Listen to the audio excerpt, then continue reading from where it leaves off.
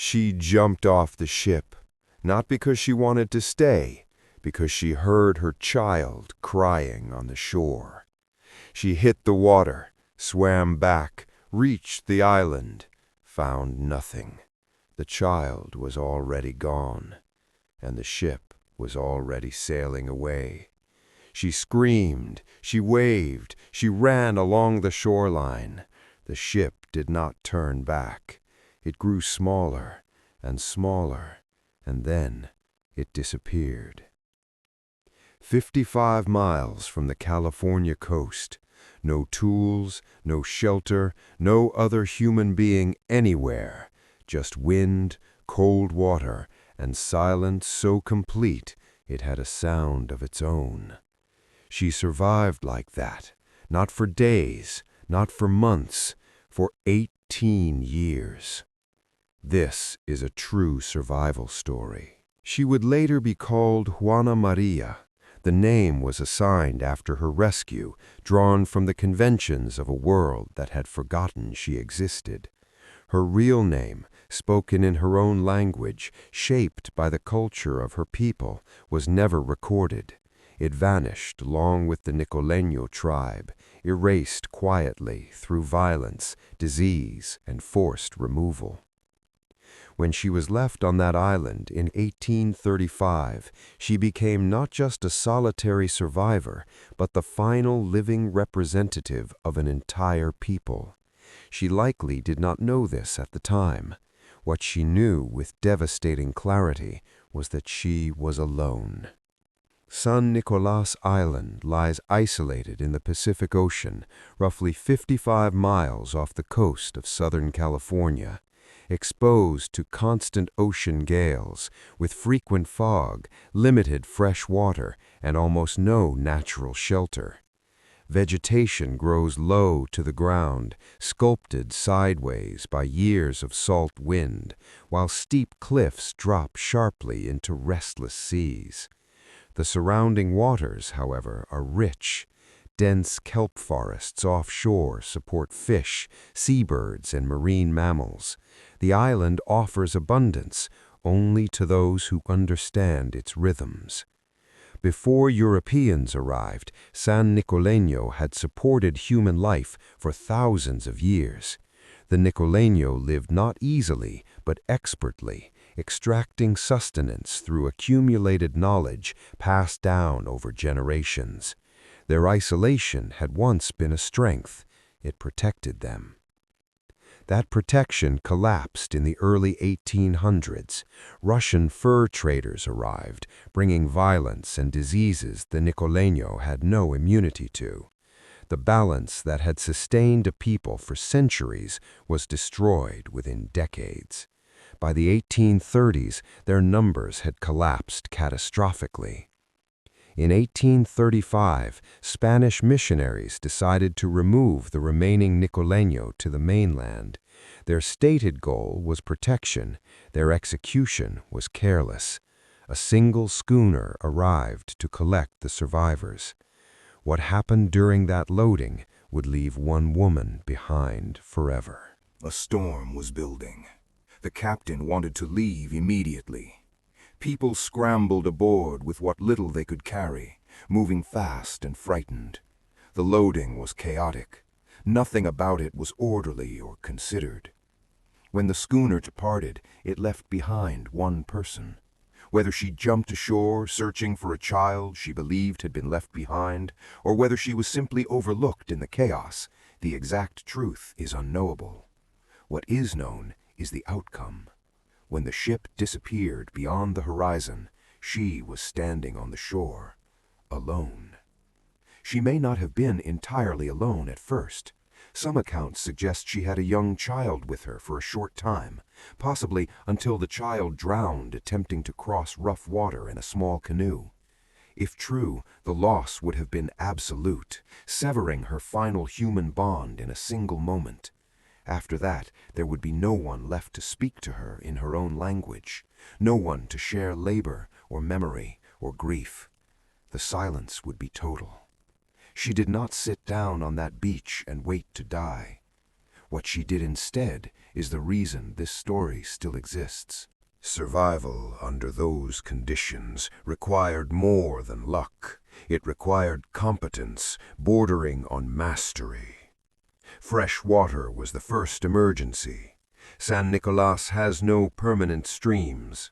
Water collects only in natural rock basins that hold rainfall until wind and sun evaporated away. Find them and you live. Miss them and nothing else matters. She found them, not because she searched blindly, but because she had grown up on this island, because her mother had shown her, because that knowledge had been passed from generation to generation of Nicoleno women who understood that survival here is not improvised, it is inherited. She built shelters from materials scavenged along the shore.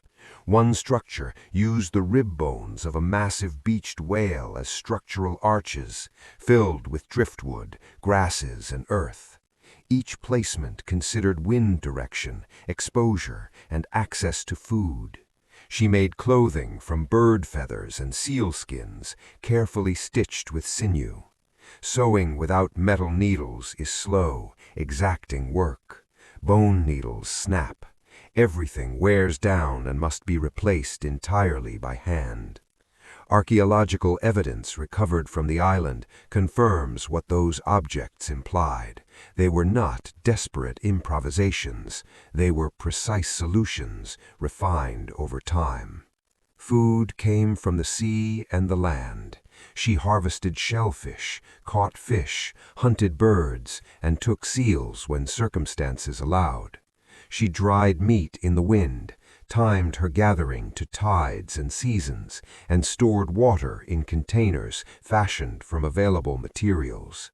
She learned through repetition and attention exactly how much she needed and how little she could waste. The physical labor was relentless, but the greater threat, the one that destroys people in isolation long before the body gives out, was not physical at all. She could build shelter. She could find water. She could hunt and preserve food. What she could not replace was another human voice. And what complete silence does to a mind built for connection is something most people never have to find out. Complete isolation is a form of pressure rarely encountered in the modern world. Without feedback from others, without shared language or social reinforcement, the mind begins to fold inward. Many documented cases of extreme solitude end in hallucination, despair, or a gradual erosion of identity so complete that the person who emerges is not entirely the person who went in. She endured 18 years of it. Evidence suggests she sang regularly, songs from her culture, preserved through memory alone, performed to an audience of wind and seabirds. She spoke aloud, possibly to animals, possibly to people she remembered who were no longer alive. She marked time using carved notations, small attempts to impose structure on a world that no longer acknowledged her existence. These were not signs of instability. They were strategies, deliberate methods of maintaining identity when no external force was reflecting it back. Keeping language alive in her throat. Keeping the stories and songs of her people alive in the only place they still existed, inside her. Because during those 18 years, the people evacuated to the mainland were dying. The Nicoleno who had boarded that schooner in 1835 were killed within a few years by diseases their immune systems had never encountered. The language she spoke alone on that island was being spoken nowhere else on earth. The songs she sang were being sung by no one else. She had become, without knowing it, the last living archive of an entire human culture. Years passed. Storms battered the island. Shelters were rebuilt. The seasons repeated themselves again and again with the indifference of a world that does not adjust its rhythms for solitary human beings. No rescue came. No ship altered course. The world had moved on completely, and still she remained. In 1853, nearly 2 decades after the schooner had sailed away, a sea otter hunter named George Nidever began hearing rumors along the California coast, vague stories about signs of habitation on San Nicolas Island, a structure seen from a distance, smoke that might have been a fire. The stories were persistent. Nidever organized an expedition. His men landed and found shelters, tools, carefully stored food, but no person. They searched the entire island. Only on their final evening, as they prepared to leave, she had been watching them the entire time. Silent, positioned on high ground, observing with the patient attention of someone who had spent 18 years watching everything that moved on her island. She assessed them carefully before committing to anything. Then she came forward. She was approximately 50 years old, healthy, steady, clear-eyed, and her face, when she came close enough to see, was smiling. She carried something in her hands, roasted wild onions, prepared before she descended, offered as her first gesture toward strangers after 18 years of silence. Communication was nearly impossible. No one spoke her language. She spoke none of theirs. But understanding passed between them. She sang a song, later loosely translated as an expression of contentment, of readiness. After 18 years of solitude, she chose to leave. She walked off that island on her own 2 feet. She was taken to Santa Barbara. She responded to everything with curiosity rather than fear, examining horses, handling unfamiliar objects, watching the density of human life around her with focused, unhurried attention. By all accounts, she displayed calm without resentment. She did not perform trauma. She did not collapse. Missionaries and linguists attempted to communicate with her. People who had spent years learning native California languages tried every vocabulary they possessed. Nothing matched. Her language existed nowhere except inside her, and the time required to learn it did not exist in the weeks she had left. She was baptized and given the name Juana Maria, not her real name. Her real name, given to her by people who knew her in the language of her people, was never recorded. It vanished with everyone else who had known it. Her body was failing in ways her expression gave no indication of. Accustomed to a narrow diet calibrated over 18 years to the biological world of San Nicolas Island, her system could not tolerate the abundance she was offered. New foods, new bacteria, new pathogens overwhelmed an immune system that had been isolated from human settlement for nearly 2 decades. 7 weeks after leaving the island where she had survived everything, the civilization she returned to killed her. She was laid to rest in an unmarked grave at the Santa Barbara Mission Cemetery, buried among strangers, because no one could understand her language well enough to record her words or wishes. The mission's burial records noted only the native woman from San Nicolas Island, baptized shortly before death. The physical traces of her survival did not fare much better. Tools and clothing recovered from the island were held in collections for a time. Many were destroyed in the 1906 San Francisco earthquake. A dress made from cormorant feathers, stitched entirely by hand using bone needles, was sent overseas for study. It vanished from all records. It was never recovered.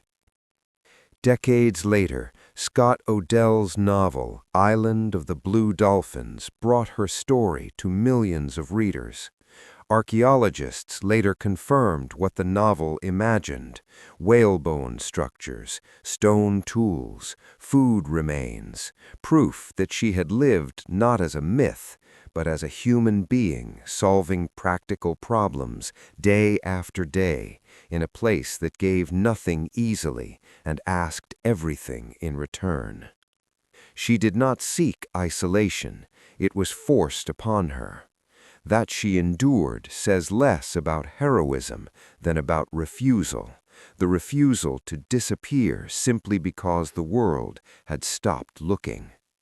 For 18 years she chose to live, and that choice, made repeatedly without witnesses, without recognition, without any promise it would ever matter, remains one of the most extraordinary acts of human endurance ever recorded. She survived 18 years completely alone. She kept singing songs no one else alive knew, in a language that would die with her, to an audience of wind and cold Pacific air. Not because anyone was listening, because she was still here. So here is the only question. If the world forgot you existed, would you still choose to keep going?